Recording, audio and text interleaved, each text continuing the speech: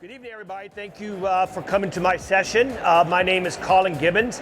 I'm on the product management team at Splunk. I'm assuming if you're sitting here, you're a Splunk customer. And so one of the things that I'm going to be talking about is routing data to Amazon Security Lake. And it could be Amazon Security Lake. It could also be an Amazon S3 bucket. Doesn't necessarily have to be Security Lake, even though that is what the thing is. Typically when we do these sessions, anything that I talk about that's kind of forward thinking, basically roadmaps are always subject to change, but there's nothing here that I'm going to be really talking about. So if you're a Splunk customer, as you know, there are multiple ways of getting data into Splunk. We have what we refer to as add-ons. An add-on is something that can be installed on your Splunk instance, which then basically either listens, pulls, or routes data from another product into your Splunk instance. About a year or so ago, we announced our AWS TA. We keep making updates to the TA, and so that is available right now to get data into Splunk. We also announced last year a new capability that we call federated analytics. And federated analytics is really about two parts to it. It's about a federated search part to be able to search data in Amazon Security Lake and/or an S3 bucket, but it also gives you the ability to pull data from Security Lake back into Splunk to be able to run detections against that data. We know that from a security data growth point of view, and if you're a Splunk customer, customers never tend to complain about Splunk from a technology point of view. Customers complain about Splunk from a cost point of view. And so we know that not all data needs to be in Splunk. There's a lot of data that is high volume, low fidelity, low signal data. VPC flow logs, WAF logs, firewall data. All that type of data tends to be very high volume data that you might not need all that data in Splunk. But you might want to have that data as part of an investigation, or as part of doing troubleshooting, or for debugs. Last week I was at Cisco Live, which Splunk is part of Cisco now, and when I was Cisco Live, I gave a lot of sessions around Cisco firewalls.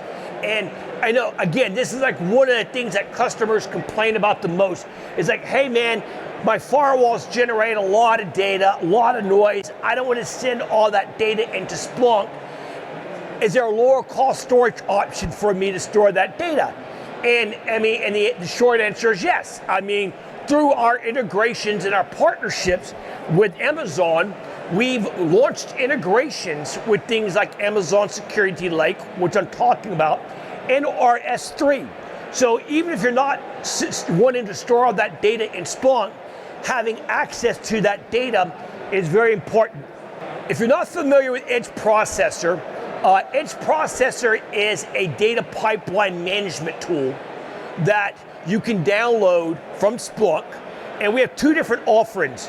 We have a free version of Edge Processor, which basically limits the amount of data that we will route, and then we have a Premier Edition that gives customers the ability to route however much data they want through Edge Processor. Edge Processor is more or less a Linux RPM that you can install on your hardware, whether or not it's on-prem or hosted in the cloud, but it has a cloud management stack that basically controls Edge Processor. So the cloud management component is where you go to basically manage all of your Edge Processor nodes. So like I said, it's basically a routing mechanism, a data pipeline management tool. Now, Edge Processor is based on SPL2. If you're familiar with Splunk and you're familiar with Splunk query language, you're familiar with SPL. SPL is a query language. The difference between SPL and SPL2 is SPL2 is now more of a scripting language. It's not just a query language. Anything you could do from a query point of view, you can still do with SPL2, but now you can do other additional things like scripting. Things that you used to have to manually do by modifying props and transforms in a heavyweight forwarder, now you can do through SPL2, meaning I can go in there, I can do things like enrichment, I can basically do things like masking data and stuff like that. So, before, like I said, we had basically different ways of getting data into Splunk. You're probably familiar with heavyweight forwarders. Heavyweight forwarders, of course, is one way of getting data into Splunk. It's more or less a cut down version of Splunk that you can install TAs on and forward the data into a Splunk index.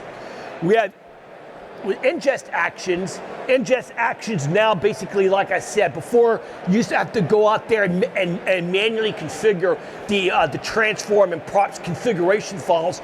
Now we have basically a UI around it. And then, like I said, now with Edge Process, it gives you the ability to manage that data. So again, when you're setting up your Edge processor on your Linux system, wherever it might be, cloud or on-prem, then you can forward data to the Edge processor, just like you kind of forward data to Splunk, either through HEC, our HTTP event collector, through heavyweight forwarders, or through syslog. Once the data comes into Edge processor, through the Splunk Cloud UI, you can come in here and you can start doing things like transforming the data, basically mapping the data to the common information model, or mapping the data to whatever data lake models you want to. Adding filter and mask. If I want to filter certain data out, I can filter certain data out. If there's certain data that I want to send into Splunk, but I want to put a mask on it, meaning I don't want everybody to see that data, I can mask the data, and then I can come here and I can route the data to a Splunk index, or I can route the data to an S3 bucket. Last year, we announced federated search for S3. So if you're a Splunk customer and you're routing your data to an S3 bucket, you can use federated search for S3 to search that data, just like if you were in the Splunk console. Now, as I mentioned, when you have these different Edge processor nodes that are sitting wherever you're hosting them, and you have the cloud plane, no data leaves your on-site to come up to the cloud. Everything continues to maintain persistent on-prem, but you have the management plane is in the cloud. Makes it easier for you to go through and manage all these various different Edge processor nodes. We also what we have called ingest processor. Ingest processor is a cloud managed version of ingest processor that is hosted by us. So now, again, when we talk about, again, last week when I was at Cisco Live, some customers said, well, I don't want to send all my firewall data into Splunk because of the cost, but I would like to send the alerts from firewall threat defense into Splunk. Or I would like to send this data. Great. Through Edge processor now, I don't have to send that data into my Splunk instance through the add-on. I'm able to, through ingest processor, come here and say, okay, I want to send my firewall data, Palo Alto, whatever firewall you're doing.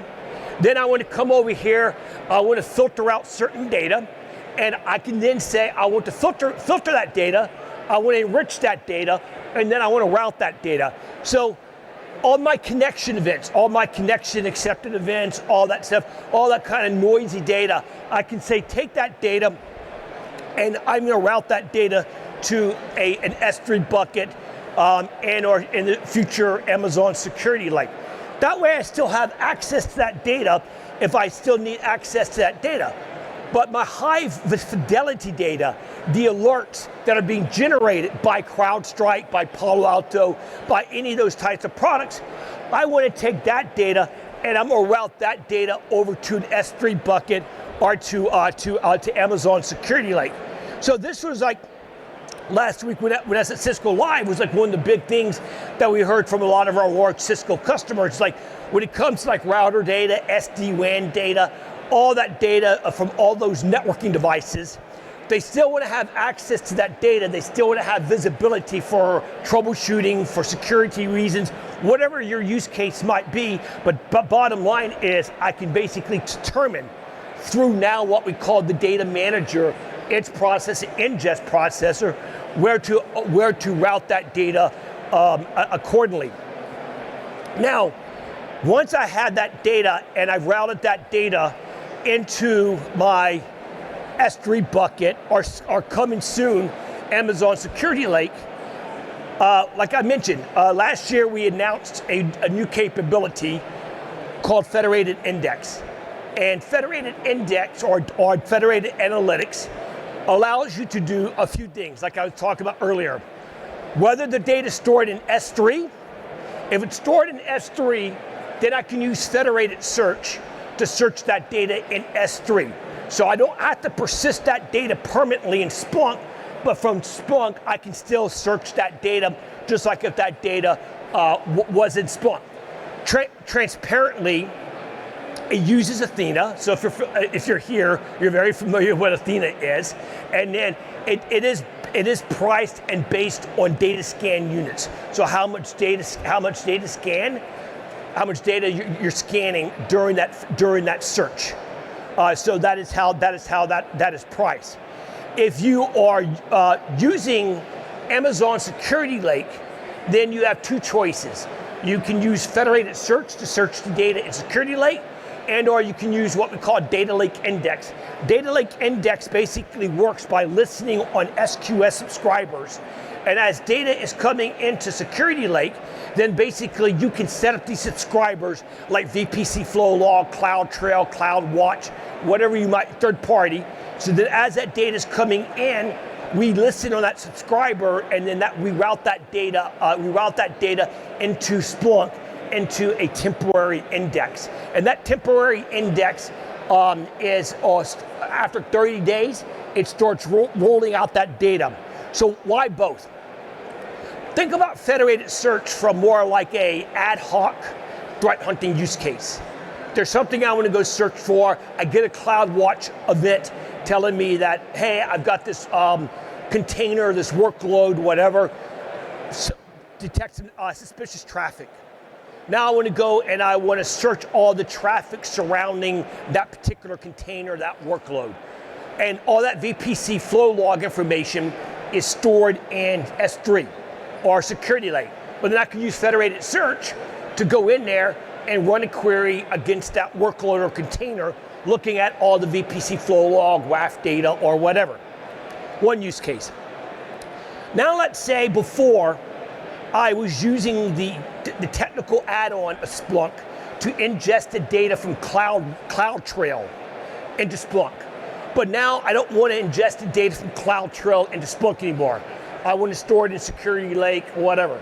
But I still want to run, I use enterprise security, and I still want to run frequent detections. Well, you're not going to use Athena and eat up DSUs to basically run these frequent detections. It's going to basically, it's slow and it's going to basically come at a cost. So Data Lake Index allows me to, like I said, pull that data into a rolling window. I can still run my frequent enterprise security detections against that data, just like it's in Splunk, and then that data will start aging out. And so that's really kind of like the two major use cases right now. But yeah, I would highly recommend, if you're a Splunk customer and you are looking at basically how can I reduce the data that I'm sending into Splunk, high volume, low fidelity, look at ingest processor, look at edge processor as basically a way to set it up in your environment, route the data in there, go set up your props and transforms, and then basically determine again what data you want to send to Splunk and what data you want to send, to these other data lakes. And from a management point of view, kind of like what I said, when you come in here and you add in your Security Lake integration, you basically come in here, you fill out the information and or your S3 bucket, and then right here from the UI, you will see up here basically the ingest processor. And this is again the SPL2 query language that I'm then able to come in here, create a pipeline and basically start writing my filter and what I want to do. Again, whether or not I want to filter out data, whether or not I want to mask. So last week I was talking to a healthcare customer that when they're routing certain data that contains personal identifiable information, PII data, or patient healthcare information, they want to be able to mask things like patient names, or they want to be able to mask things like that, where they don't want everybody who's logging into Splunk, even though if I take data and I route data into Splunk, as you know, I could take that data and I could say, hey, from this data source right here, I want to route this data into this Splunk index. And if I route that data into that Splunk index, then I can go in there and I can RBAC it. I can basically put whatever controls I want to on top of that data to limit.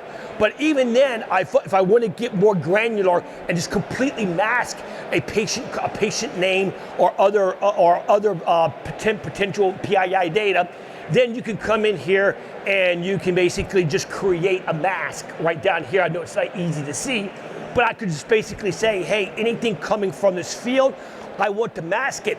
But if you're part of this user group or you're this user, then you can read it. So that means if I'm part of that Splunk user group, then I would be able to go in there and basically have access to that data. I know the UI is not pretty, but hey, neither is writing SPL queries. And so, which, you know, we do have a new, he's laughing. And so we do have a new AI assistant that we recently announced that basically will help customers write SPL queries. And we are planning on making more improvements to the UI to make it pretty. But I know being in this industry as far as long as I have, and when you have expert users, they're just like, hey, you know what? I don't want some drag and drop capability, some pretty UI. I want to be able to go in there and write the raw query myself. You know, it's like being a Python developer and having some fancy UI. Just let me write it myself. So, thank you for joining my session. We are in the process of releasing an OCSF pipeline. So what that means is that as data is coming into Splunk, we will be able to normalize that data in OCSF and route that data into Splunk or route it to S3 or route it to Security Lake. As you know, all data that's stored in OCSF in Security Lake is stored in OCSF. We're trying to start supporting OCSF more as a schema in Splunk. SIM is not going away. The Common Information Model is not going to go away. Remember, the Common Information Model is schema on read. OCSF is schema on write. So basically, bottom line is, when you think about every time data is coming in and you're mapping that data to the Common Information Model, basically, the data is getting read, it's basically doing that mapping. Where what we're trying to get to is supporting a schema on read. And as AWS has adopted OCSF, there are a lot of other vendors out there that have been adopting OCSF. We want to start using it as our schema. But again, the power of Splunk is that you can send anything you want to in Splunk, right? I mean, it's like a garbage disposal. You throw anything in it, you throw the switch, and it eats it up. So I mean, basically, bottom line is you can still throw anything you want into it. And we are focused on coming out with more content, more detections, and more dashboards and everything else that is supportive of OCSF. So great, thank you very much. I told them I was going to be done on time, so I got to walk off stage.